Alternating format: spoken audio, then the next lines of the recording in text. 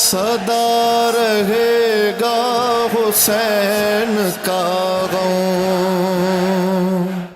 لا حول ولا قوة الا باللہ العلی العظیم۔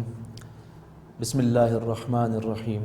الحمد للہ الذی لا یبلغ مدحتہ القائلون ولا یحصی نعماءہ العادون ولا یؤدی حقہ المجتہدون، ثم الصلاة والسلام وعلی رسول الثقلین جد الحسن والحسین سیدنا و مولانا و طبیب قلوبنا و شفیع ذنوبنا ابی القاسم المصطفیٰ محمد، اللہم صل علی محمد و آل محمد وعلی اہل بیتہ الطیبین الطاہرین المعصومین المظلومین ولعنۃ اللہ علی اعدائہم اجمعین من الآن الی قیام یوم الدین۔ بسم اللہ الرحمن الرحیم۔ رب اشرح لی صدری ویسر لی امری واحلل عقدۃ من لسانی یفقہوا قولی، اما بعد فقد قال اللہ تعالی فی القرآن المجید۔ بسم اللہ الرحمن الرحیم۔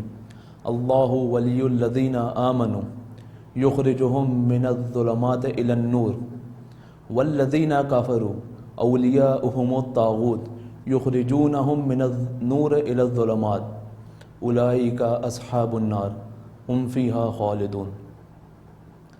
عزیزان محترم، آپ کے سامنے جس آیہ کریمہ کی تلاوت کا شرف حاصل ہوا، اس میں خداوند متعال ارشاد فرما رہا ہے، اللہ ولی الذین آمنوا، کہ اللہ تمہارا ولی ہے۔ کس کا ولی ہے؟ صاحبان ایمان کا ولی ہے، کہ جنہوں نے ایمان اختیار کیا اس کا ولی خداوند متعال ہے۔ ولی ہے تو کیا کرتا ہے؟ یخرجہم، تمہیں خارج کرتا ہے، من الظلمات الی النور، ظلمات سے نکال کر نور کی طرف۔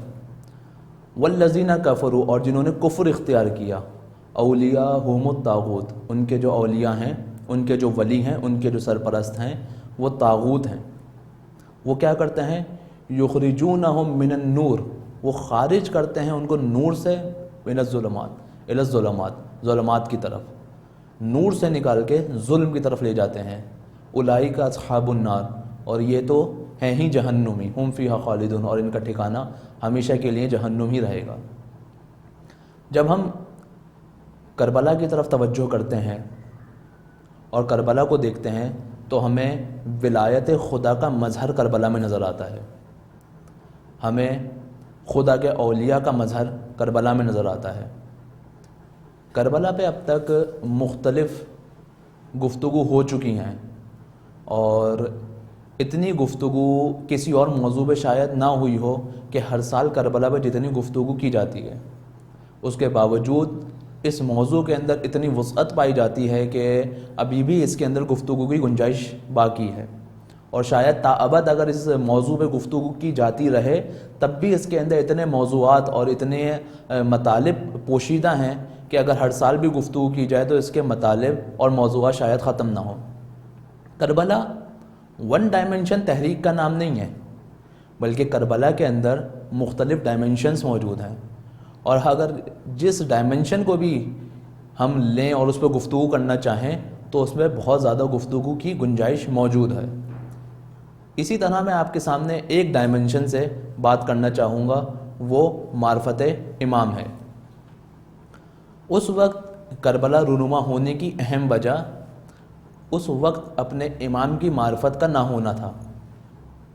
اگر ہم دیکھیں کہ کربلا رونما کیوں ہوتی ہے، کیا اس وقت مسلمانوں کی تعداد کم ہے جو امام حسین علیہ السلام کے ساتھ فقط 72 موجود ہیں، یا کوئی اور وجہ ہے؟ ایسی کیا وجہ پیش آ رہی ہے کہ فقط اور فقط 72 افراد کے علاوہ 30,000 کا لشکر امام کے مقابلے پر آ کر کھڑا ہے، اور وہ 30,000 کا لشکر بھی خود کو مسلمان کہتا ہے، خدا کا ہی کلمہ پڑھتا ہے، رسول کا ہی کلمہ پڑھتا ہے، نمازیں بھی ادا کی جا رہی ہیں، لیکن یہاں پر مسئلہ ولایت کا تھا، مسئلہ معرفت کا تھا، خدا کی ولایت سے دور ہو گئے تھے اور طاغوت کی ولایت میں چلے گئے تھے۔ کیوں خداوند متعال قرآن مجید میں کیا ارشاد فرما رہا ہے کہ جو لوگ اللہ کی ولایت کو چھوڑ دیتے ہیں ان کے ساتھ کیا ہوتا ہے؟ وہ اولیاء کی طاغوت کی ولایت میں چلے جاتے ہیں، اور وہ ان کو نور سے نکال کر ظلمات کی طرف لے جاتے ہیں۔ اگر ہم کربلا کو دیکھیں تو ہمیں اس کا بہترین مصداق اور مظہر نظر آتا ہے۔ پہلی محرم ہے آج. کیا ہوا ہے پہلی محرم میں؟ اگر ہم دیکھیں کربلا کے مقدمات کہاں سے شروع ہوئے. جب امام حسن کا حضرت معاویہ کے ساتھ جو کانٹیکٹ سائن ہوا اور معاویہ کے جانے کے بعد جب یزید حاکم ہوتا ہے تو وہ تمام کے تمام شرائط جو امام حسن علیہ السلام اور معاویہ کے درمیان قرار پاتے ہیں وہ تمام ختم کر دیے جاتے ہیں. کیونکہ اس میں ایک شرط یہ ہوتی ہے کہ معاویہ اپنے بعد حق نہیں رکھتا کہ کسی کو منصب خلافت پر بٹھائے، لیکن اس کی خلاف ورزی ہوتی ہے اور یزید جو ہے وہ تخت پر آ کر بیٹھتا ہے. اور ولید جو کہ اس وقت مدینہ کا حاکم ہے اس کو خط لکھ کر کہتا ہے کہ امام حسین سے بیعت طلب کی جائے. ولید اپنے پاس مروان کو بلاتا ہے اور کہتا ہے کہ اس طریقے سے امیر یزید کا خط آیا ہے، میں کیا کروں؟ مروان اس کو مشورہ دیتا ہے کہ تم حسین علیہ السلام سے بیعت طلب کرو اور اگر وہ بیعت نہ کریں تو ان کو قتل کر دیا جائے. ولید امام حسین کو طلب کرتا ہے. امام حسین بنی ہاشم کے نوجوانوں کے ہمراہ آتے ہیں اور اس وقت امام کا وہ تاریخی جملہ جو ہم لوگ مسلسل سنتے رہتے ہیں، جب ولید امام حسین سے کہتا ہے بیعت کے لیے تو امام جواب دیتے ہیں کہ مجھ جیسا یزید جیسے کی بیعت نہیں کرے گا. یہاں پہ بیعت کا معاملہ کیا ہے؟ معاشرے کے اندر ایسا کیا ہو رہا ہے جو امام بیعت کرنے پر آمادہ نہیں ہیں اور اتنا سخت قدم اٹھاتے ہیں؟ یہ ایک مرحلہ. اس کے بعد جب کوفے میں یہ خبر پہنچتی ہے کہ امام علیہ السلام نے بیعت سے انکار کر دیا ہے تو کوفیوں میں بہت سارے افراد امام حسین علیہ السلام کو خط لکھتے ہیں اور کہتے ہیں کہ ہم بھی اس حکومت سے بیزار ہیں اور اگر آپ آئیں تو ہم آپ کی نصرت کے لیے مدد کے لیے آمادہ ہیں. ہم آپ کی مدد کے لیے آمادہ ہیں، بس آپ کے منتظر ہیں. ایک خط موصول ہوتا ہے، مسلسل خط امام کو موصول ہونا شروع ہوتے ہیں. یہاں پر امام اب مدینے کو ترک کر رہے ہیں کیونکہ اگر امام بیعت نہیں کریں گے تو ولید یزید کے حکم سے امام کو قتل کروا دے گا. امام مکے جاتے ہیں مدینے سے. مکے میں امام قیام پذیر ہیں اور امام کو مسلسل خط موصول ہو رہے ہیں کوفیوں کی طرف سے. روایت میں موجود ہے کہ یہاں تک کہ 12,000 خطوط امام کو موصول ہوئے. ان 12,000 خطوط میں امام کو دعوت دی جا رہی ہے آپ آئیں اور ہماری سرپرستی کریں، ہم آمادہ ہیں آپ کے ساتھ قیام کرنے کے لیے. اب امام ان خطوط کے جواب کے اندر ایک خط لکھتے ہیں، تحریر فرماتے ہیں اور حضرت مسلم بن عقیل کو دیتے ہیں اور کہتے ہیں کہ وہاں جاؤ اور کوفے کی خبر لو اور مجھے کوفے سے آگاہ کرو. حضرت مسلم بن عقیل امام حسین کے خط کے ہمراہ کوفے میں داخل ہوتے ہیں اور کوفی جتنے بھی ہیں وہ حضرت مسلم بن عقیل کا استقبال کرتے ہیں اور بہت خوش ہوتے ہیں ان کی آمد پر. یہاں تک کہ 18,000 افراد حضرت مسلم بن عقیل کے ہاتھ پر بیعت کرتے ہیں. 18,000 افراد.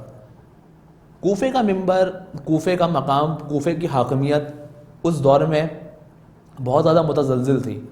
کوئی بھی عام شخص وہاں کی حکومت کو نہیں سنبھال سکتا تھا. وہاں پہ حاکم نعمان، اس کو ہٹانے کے لیے کچھ افراد کوفے میں یزید کو خط لکھتے ہیں کہ یہاں پر حسین آ رہے ہیں، مسلم بن عقیل آ چکے ہیں، اتنے ہزار افراد نے ان کی بیعت کر لی، اگر تم نے جلد کوئی اقدام نہیں کیا تو یہاں پر حسین قابض ہو جائیں گے. یزید فوراً نعمان کو خلافت سے ہٹاتا ہے اور بصرہ میں ابن زیاد کو خط لکھتا ہے کہ تم بصرہ کی حکومت بھی سنبھالو اور کوفے کی حکومت بھی تم ہی سنبھالو. ابن زیاد بصرہ کو ترک کر کے کوفے میں آتا ہے اور منتظر ہوتا ہے کہ رات ڈھل جائے.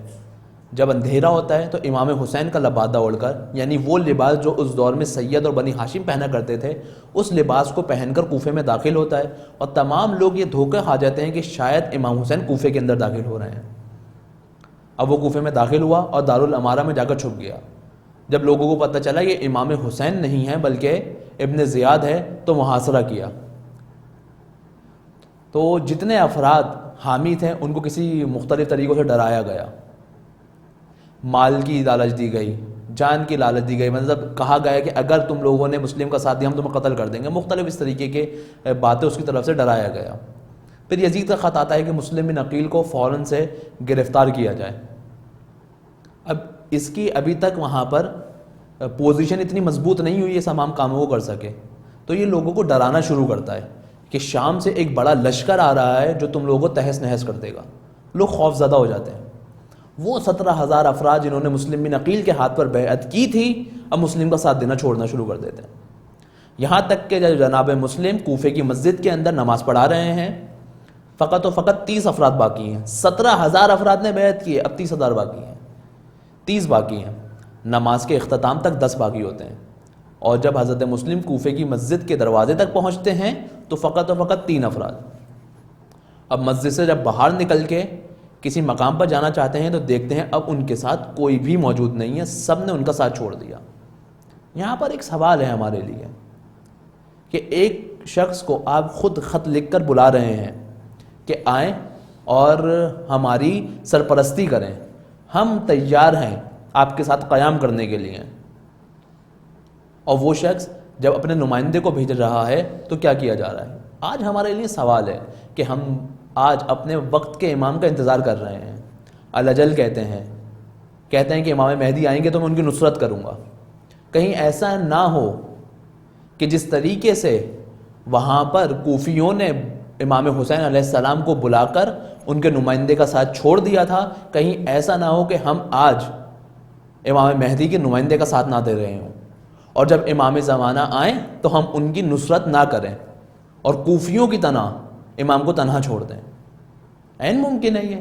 اس دور میں بھی جتنے بھی تھے امام کے چاہنے والے تھے جو امام کو خط لکھ کر بلا رہے تھے, لیکن نتیجہ کیا نکلتا ہے کہ جب وہ مسلم کو تنہا چھوڑتے ہیں تو ابن زیاد حکم دیتا ہے کہ اب مسلم کو گرفتار کر کے لے آیا جائے. کیوں؟ کیونکہ اب مسلم کے پاس نصرت کرنے کے لیے کوئی باقی نہیں رہا, مسلم کا کوئی مددگار باقی نہیں رہا, اور حضرت مسلم کو شہید کرا دیا جاتا ہے. اب یہاں پر مسلم تنہا ہیں, اپنے آپ کو سرنڈر بھی کر سکتے ہیں اور کہہ سکتے ہیں کہ مجھ سے غلطی ہو گئی, اب میں امام حسین کا ساتھ نہیں دے رہا, اب ابن زیاد جو تم کہو گے میں تمہارے ساتھ ہوں.